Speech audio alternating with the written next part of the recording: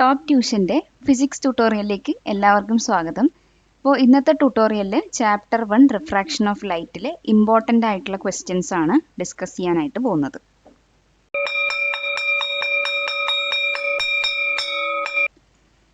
Question, what is optical density? അപ്പോൾ optical density എന്ന് പറയുന്നത് ഒരു മീഡിയത്തിൻ്റെ എബിലിറ്റിയാണ്. അതായത് ഒരു ലൈറ്റിൻ്റെ സ്പീഡ് കൺട്രോൾ ചെയ്യാൻ അല്ലെങ്കിൽ ഇൻഫ്ലുവൻസ് ചെയ്യാനുള്ള ഒരു മീഡിയത്തിൻ്റെ എബിലിറ്റീനെയാണ് ഒപ്റ്റിക്കൽ ഡെൻസിറ്റി എന്ന് പറയുന്നത്. ഓക്കെ, അപ്പോൾ ഒരു ലൈറ്റ് ഒപ്റ്റിക്കലി ഡെൻസർ മീഡിയം എന്ന് വെച്ചാൽ ഡെൻസ് ആയിട്ടുള്ളൊരു മീഡിയത്തിലൂടെ ട്രാവൽ ചെയ്യുകയെന്നുണ്ടെങ്കിൽ ആ ഒരു ലൈറ്റിൻ്റെ സ്പീഡ് എന്തായിരിക്കും? ലോവർ ആയിരിക്കും. അതേ ലൈറ്റ് തന്നെ ഒരു റെയറർ മീഡിയത്തിൽ ട്രാവൽ ചെയ്യുകയെന്നുണ്ടെങ്കിൽ ആ ഒരു ലൈറ്റിൻ്റെ സ്പീഡ് എന്ന് പറയുന്നത് ഹയർ ആയിരിക്കും. ഇപ്പോൾ നമ്മളിവിടെ ഒരു എക്സാമ്പിൾ എടുക്കുകയാണ്. എയർ, വാട്ടർ, ഗ്ലാസിൻ്റെ ഒപ്റ്റിക്കൽ ഡെൻസിറ്റി എടുക്കുമ്പോൾ ഇതിൽ എയർ എന്ന് പറയുന്നതിന് ലോവസ്റ്റ് ഒപ്റ്റിക്കൽ ഡെൻസിറ്റി ആണുള്ളത്. അപ്പോൾ എയറുമായിട്ട് കമ്പയർ ചെയ്യുമ്പോൾ വാട്ടറിന് കുറച്ച് കൂടുതൽ ഒപ്റ്റിക്കൽ ഡെൻസിറ്റി ഉണ്ട്. പക്ഷേ ഗ്ലാസുമായിട്ട് കമ്പയർ ചെയ്യുന്ന സമയത്ത് വാട്ടറിന് ലോവർ ഒപ്റ്റിക്കൽ ഡെൻസിറ്റിയാണ്. ഇതിൽ ഏറ്റവും ഡെൻസർ ആയിട്ടുള്ളൊരു മീഡിയം എന്ന് പറയുന്നത് എന്താണ്? ഗ്ലാസ് ആണ്. ഓക്കെ, അപ്പോൾ ഇതാണ് ഒപ്റ്റിക്കൽ ഡെൻസിറ്റി എന്ന് പറയുന്നത്. Question, what is refraction?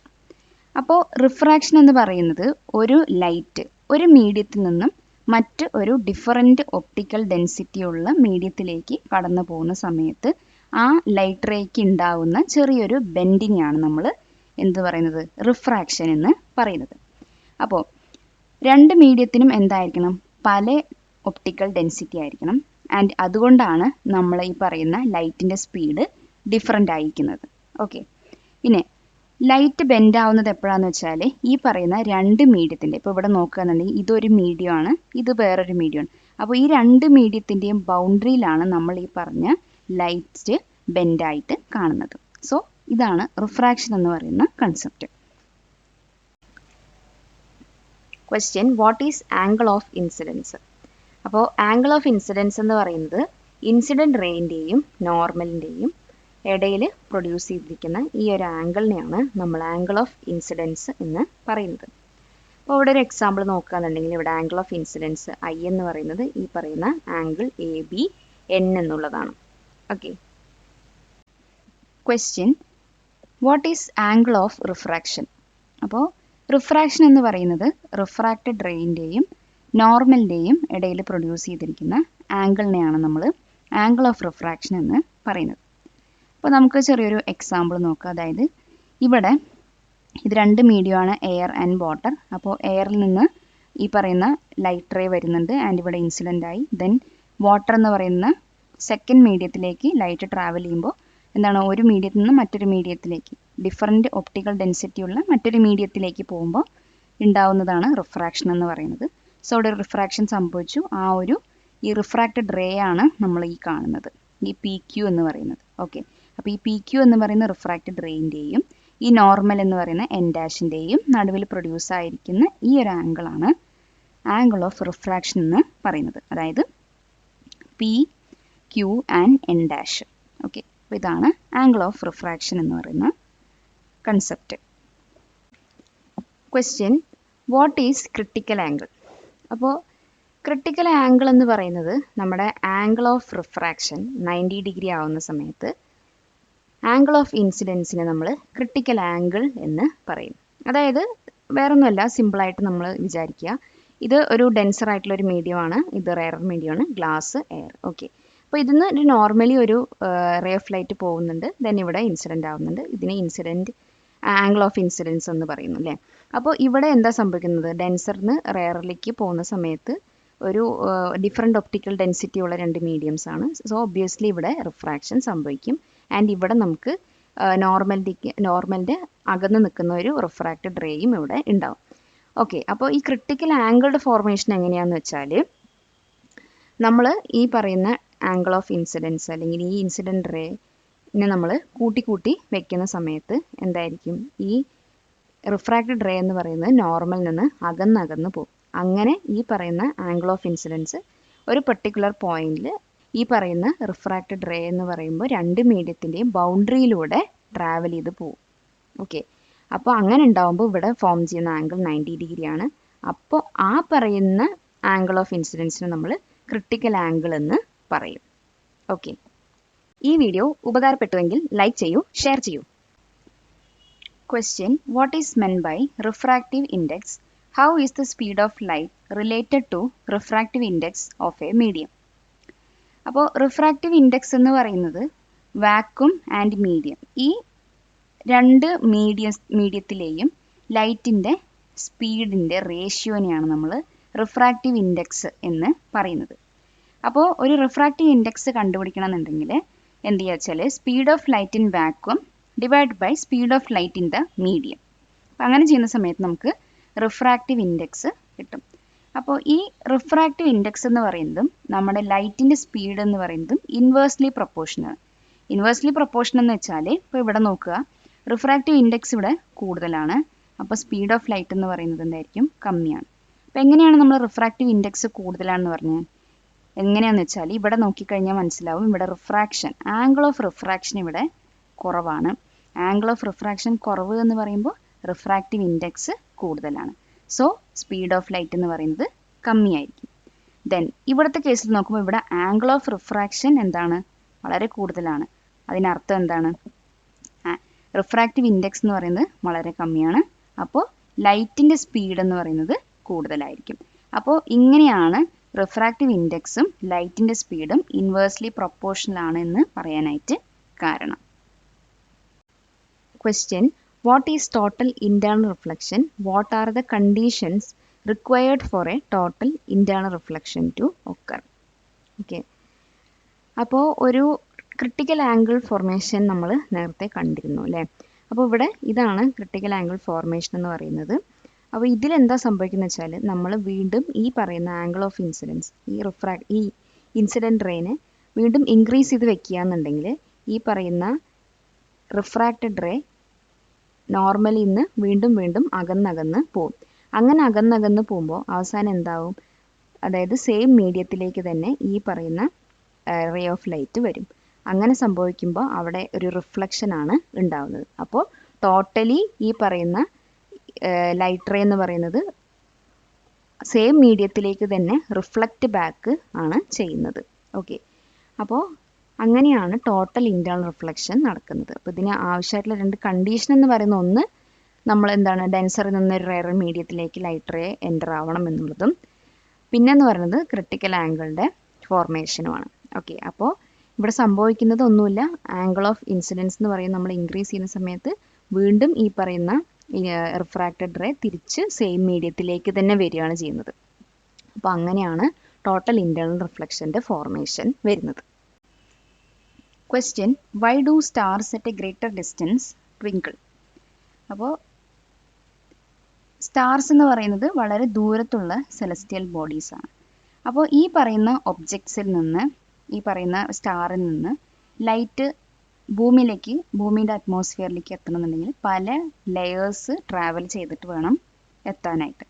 അപ്പോൾ അങ്ങനെ ലൈറ്റ് ഈ പറയുന്ന അൺഈവൻ ലെയേഴ്സിലൂടെ ട്രാവൽ ചെയ്ത് വരുമ്പോൾ ഇറഗുലർ റിഫ്രാക്ഷൻ സംഭവിക്കും. അപ്പോൾ ഇറഗുലർ റിഫ്രാക്ഷൻ സംഭവിക്കുന്ന സമയത്ത് എന്താ ഉണ്ടാവുമെന്ന് വെച്ചാൽ ഈ പറയുന്ന സ്റ്റാറിൻ്റെ അപ്പാരൻറ്റ് പൊസിഷൻ എന്ന് പറഞ്ഞാൽ ആക്ച്വലി ഉള്ള പൊസിഷനിൽ നിന്ന് ചേഞ്ചസ് വരുന്നതായിട്ട് നമുക്ക് കാണും. ഈ പൊസിഷനിൽ വരുന്ന ചേഞ്ചാണ് നമുക്ക് സ്റ്റാർസ് ട്വിങ്കിൾ ചെയ്യുന്നതായിട്ട് തോന്നുന്നത്. Question: The sun can be seen a few seconds before it reaches the eastern horizon in the morning. What is the reason? Even after the sun has passed the western horizon, the sun is visible for some more time. What is the reason? അപ്പോൾ reason എന്ന് പറയുന്നത് atmospheric refraction ആണ്. അതായത് ഈ പറയുന്ന sun ഹൊറൈസൻ്റെ താഴെ നിൽക്കുന്ന സമയത്ത് അതിൽ നിന്ന് വരുന്ന ലൈറ്റ് റേസ് അറ്റ്മോസ്ഫിയറിൻ്റെ പല ലെയേഴ്സിലൂടെയും ട്രാവൽ ചെയ്ത് വരും. അങ്ങനെ ഓരോ ലെയേഴ്സും ട്രാവൽ ചെയ്യുന്ന സമയത്ത് ഈ ലൈറ്റ് റേസിന് ബെൻഡ് ഉണ്ടാവുന്നതായിരിക്കും. അങ്ങനെയാണ് എർത്തിലേക്ക് വരുന്നത്. അപ്പോൾ ഈ പറയുന്ന റിഫ്രാക്റ്റഡ് റേ നമ്മുടെ കണ്ണിൽ വന്ന് പതിക്കുന്ന സമയത്ത് നമുക്ക് സണ്ണ് ആക്ച്വൽ പൊസിഷനിൽ നിന്നും മുകളിലായിട്ടായിരിക്കും കാണുന്നുണ്ടാവുക. ഓക്കെ, അപ്പോൾ അങ്ങനെ വരുമ്പോഴാണ് ഈ പറയുന്ന സൺറൈസിന് മുൻപും സൺസെറ്റിന് ശേഷവും നമ്മൾക്ക് സണ്ണിനെ കുറച്ച് നേരത്തേക്ക് കൂടി കാണാനായിട്ട് പറ്റുന്നത്. ഹൈസ്കൂൾ വിദ്യാർത്ഥികൾക്കായി ചെറിയ ബാച്ചുകളായിട്ടുള്ള ട്യൂഷൻ ക്ലാസ്സുകൾക്ക് പുറമെ വീഡിയോ നോട്ട്സുകൾ, പതിവായുള്ള ടെസ്റ്റുകൾ, പരീക്ഷാ റിവിഷൻ എന്നിവയിലൂടെ മികച്ച വിജയത്തിന് വഴിയൊരുക്കുന്ന ടോപ്പ് ട്യൂഷൻ സെന്ററിൽ ഇന്ന് തന്നെ ജോയിൻ ചെയ്യൂ. Question, what is mirage? അപ്പോൾ മിറാഷ് എന്ന് പറയുന്നത് ഒരു ഒപ്റ്റിക്കൽ ഇല്യൂഷനാണ്. അപ്പോൾ ഒപ്റ്റിക്കൽ ഇല്യൂഷൻ ആവുന്നത് എങ്ങനെയാണെന്ന് വെച്ചാൽ ഹോട്ട് വെതർ സമയത്ത് അല്ലെങ്കിൽ ഹോട്ട് ക്ലൈമറ്റ് ഉണ്ടാകുന്ന സമയത്ത് ഈ പറയുന്ന എയർ ലെയേഴ്സിന് പല ഡിഫറെൻ്റ് ഒപ്റ്റിക്കൽ ഡെൻസിറ്റീസ് ആയിരിക്കും ഉണ്ടാകുന്നത് അല്ലേ. അപ്പോൾ അങ്ങനെ ഈ പറയുന്ന പല ഡിഫറെൻ്റ് ഒപ്റ്റിക്കൽ ഡെൻസിറ്റീസിലൂടെയും ലൈറ്റ് റേസ് ട്രാവൽ ചെയ്യുമ്പോൾ ഇവിടെ റിഫ്രാക്ഷനും അതുപോലെ തന്നെ ടോട്ടൽ ഇൻറ്റേർണൽ റിഫ്ലക്ഷനും സംഭവിക്കുന്നുണ്ട്. അപ്പോൾ ഇങ്ങനെ ഡീവിയേറ്റഡ് ആയിട്ട് വരുന്ന ലൈറ്റ് റേസ് നമ്മുടെ കണ്ണിലേക്ക് വരുന്ന സമയത്ത് ഒരു ഇമേജിൻ്റെ ഇല്യൂഷൻ ക്രിയേറ്റ് അവിടെ ഉണ്ടാവുന്നത് പോലെ നമുക്ക് തോന്നുകയാണ് ചെയ്യുന്നത് ആക്ച്വലി. ഓക്കെ, അപ്പോൾ ഫോർ എക്സാമ്പിൾ പറയുകയാണെന്നുണ്ടെങ്കിൽ ഇങ്ങനെ ഒരാൾ നല്ല സൺലൈറ്റ് ഉള്ള ഒരു ഡേയിൽ ഇങ്ങനെ പോകുമ്പോൾ ഹോട്ട് എയർ ആണ്, ഹോട്ട് സർഫേസ് ആണ്, ഇവിടെ കൂൾ എയർ ആണ്. അപ്പോൾ പല ഡിഫറെൻ്റ് ആയിട്ടുള്ള ഡെൻസിറ്റീസ് ഉള്ള എയർ ലെയേഴ്സ് ഇവിടെ ഉണ്ട്. അപ്പം അങ്ങനെ ഇയാൾക്ക് തോന്നുകയാണ് ഇവിടെ ഒരു വെള്ളം ഉള്ളത് പോലെ. ഓക്കെ, അപ്പോൾ അതാണ് ഈ ഒപ്റ്റിക്കൽ ഇല്യൂഷൻ കൊണ്ട് നമ്മൾ മനസ്സിലാക്കേണ്ടത്. Question, what is OFC? Explain. അപ്പോൾ OFC എന്ന് പറയുന്നത് ഒപ്റ്റിക്കൽ ഫൈബർ കേബിൾസ് ആണ്.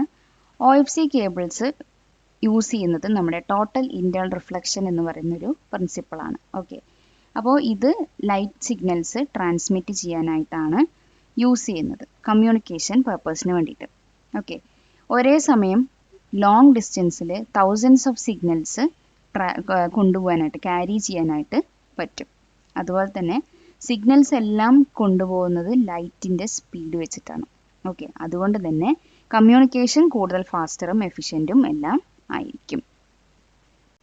Question, what are the advantages of the optical fibre cables? അപ്പോൾ ഒപ്റ്റിക്കൽ ഫൈബർ കേബിൾസ് യൂസ് ചെയ്യണത് കൊണ്ട് നമുക്ക് ബെനിഫിറ്റ്സ് എന്താ ചോദിച്ചു കഴിഞ്ഞാൽ ഹൈ ബാൻഡ് വിഡ്ത്ത് ആണ്. ബാൻഡ് വിഡ്ത്ത് എന്ന് പറഞ്ഞു കഴിഞ്ഞാൽ ലാർജ് എമൗണ്ട് ഓഫ് ഡാറ്റ വളരെ സ്പീഡായിട്ട് എത്ര ലോങ് ഡിസ്റ്റൻസിൽ വേണമെങ്കിലും ക്യാരി ചെയ്തു പോവാം. ഓക്കെ, ഇപ്പോൾ ലോ സിഗ്നൽ ലോസ് എന്ന് പറഞ്ഞു കഴിഞ്ഞാൽ ലൈറ്റ് സിഗ്നൽസിലൂടെയാണ് നമ്മളിതൊക്കെ പാസ് ചെയ്യുന്നത്. So intensity loss of intensity എന്ന് പറയുന്നത് വളരെ മിനിമം ആയിരിക്കും.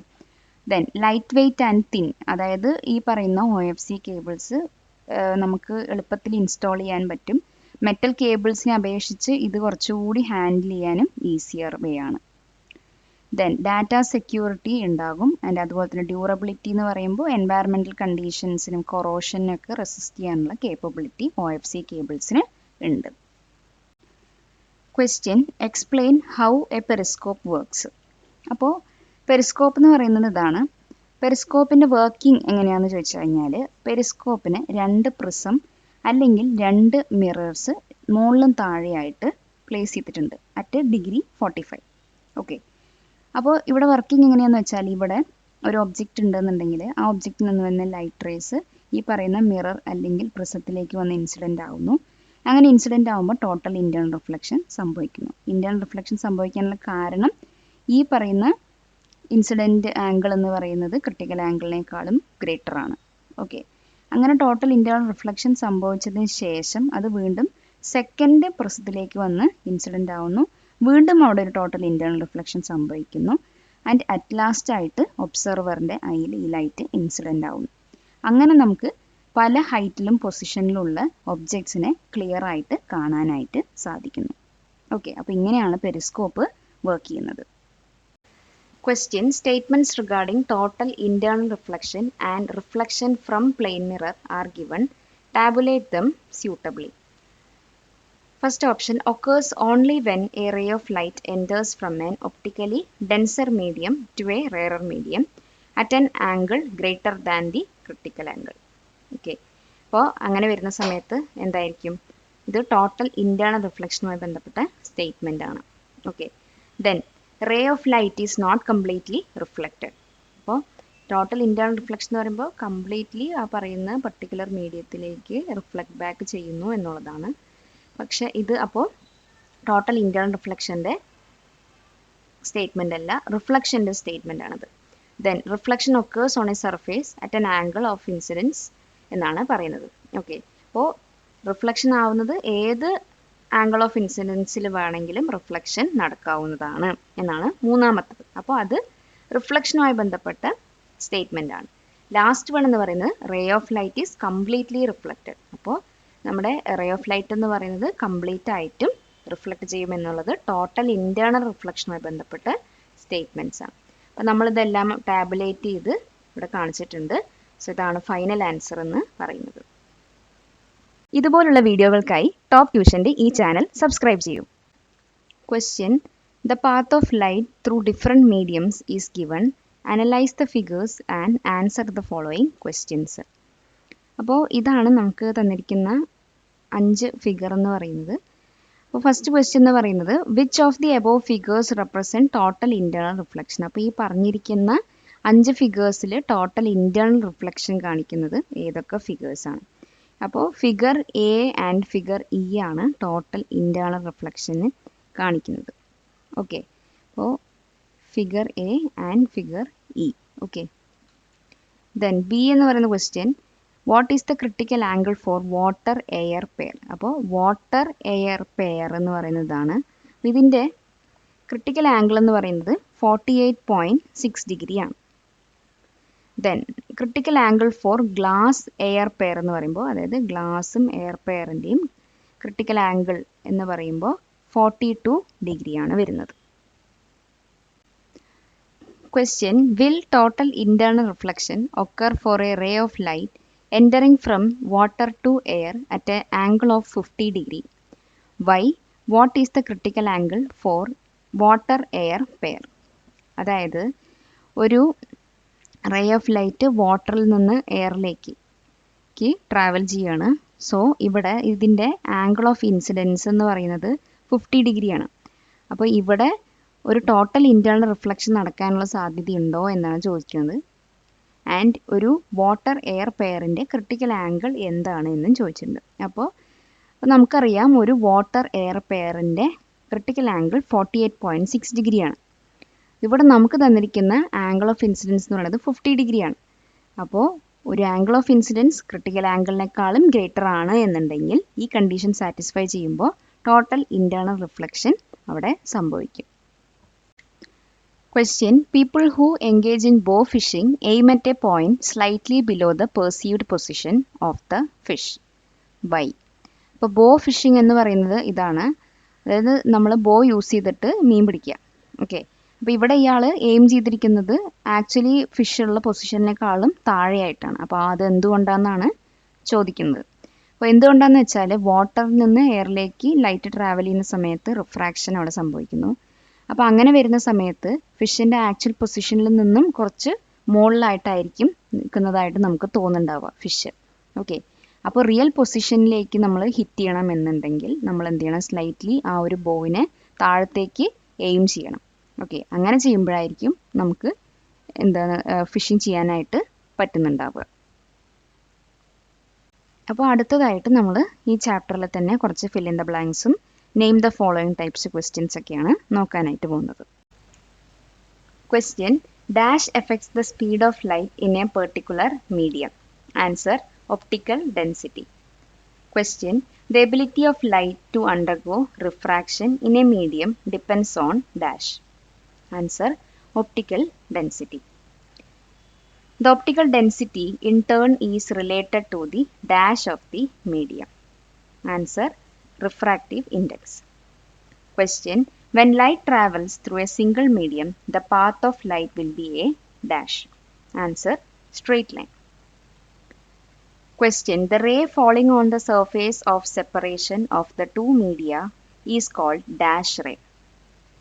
Answer incident ray. Question the ray behind which undergoes refraction is called dash ray.